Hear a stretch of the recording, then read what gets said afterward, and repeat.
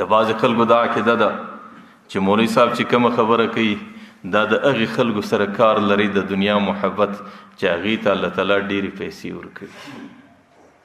ګوره د دنیا محبت صرف د هغه چا سره نه دی،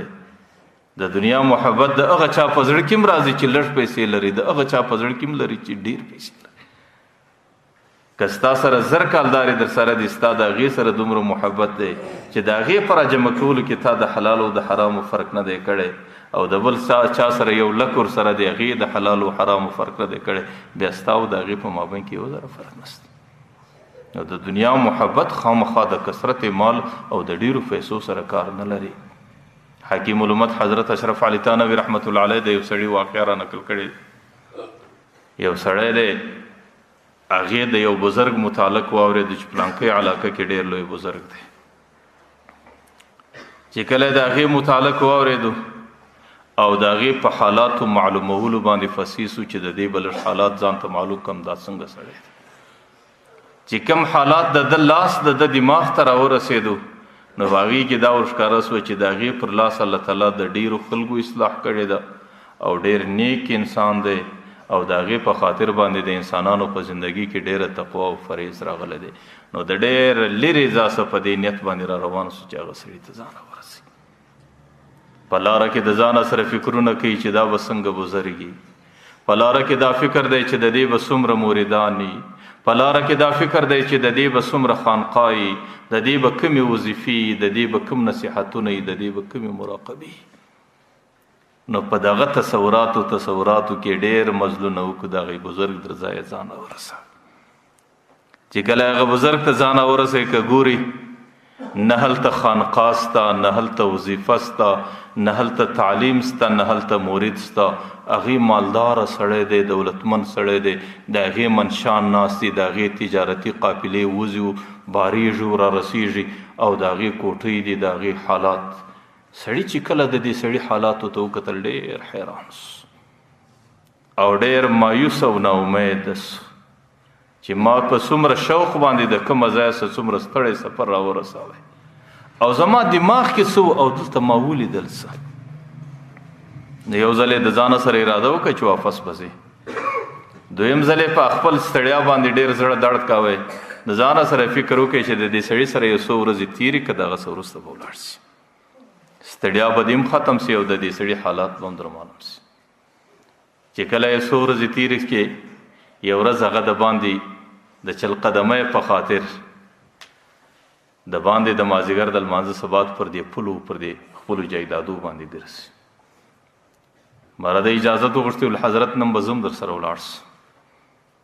هغه ورته ویل بلکل اجازت دی راځه.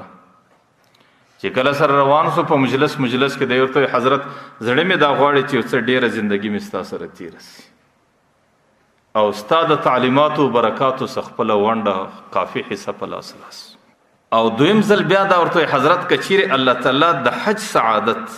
او د حج سفر ستا په ملګرتیا کې را نصیب کړي زما دپاره به څومره لویه نیکبختي.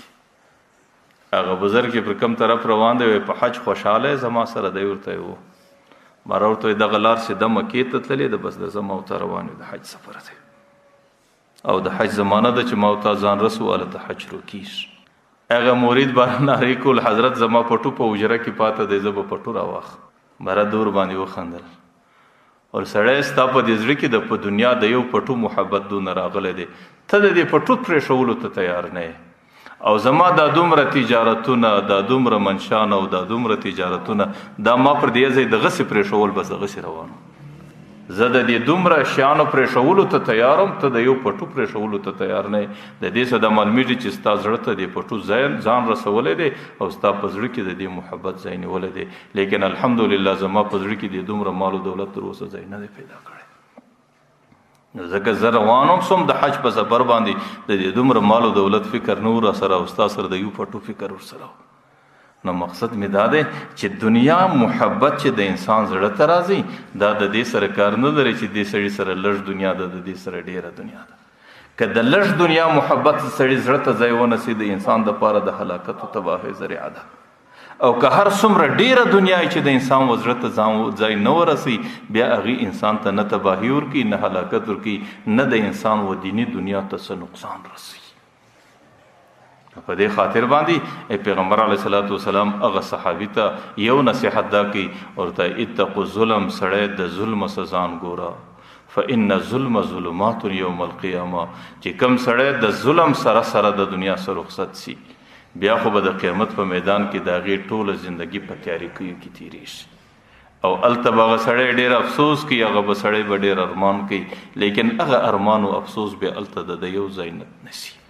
ورته واتقوا الشح، د دنیا د بخل څخه، د دنیا د محبت څخه په دویمه درجه کې ځان ګوره. مخکینی قومونه چې څومره تباسو د هغې لویه ذریعه د مالو د دنیا محبت، د مالو د دنیا د محبت په خاطر، د هغې د بخالت په خاطر یو د بل مرګ ته تیارو، یو د بل وینو تویولو ته تیارو، یو د بل پر کور ډاکې اچولو ته تیارو، یو د بل لارې نیولو ته تیارو.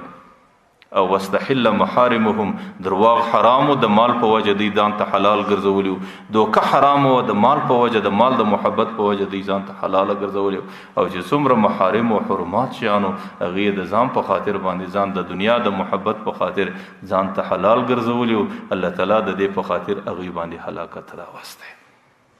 نو الله تعالی دې زموږ او ستاسو زندگی د پیغمبر علیه الصلاۃ والسلام پر هدایاتو برابر کی، او الله تعالی دې مې د دنیا څخه داسې حالت کې رخصت راولي چې پر ذمه باندې مې د انسانانو ظلمونه، د انسانانو حقوق فاته نه وي، او الله تعالی دې مې په روښانه شکل او په روښانه چهره د پیغمبر علیه الصلاۃ والسلام ملاقات نصیب کی، او الله تعالی دې مې قیامت کې د پیغمبر د لواء الحمد لاندې د پیغمبر په مرګرتیا کې د جنت ورسوي. الله دې دا څو خبرې قبول کړي.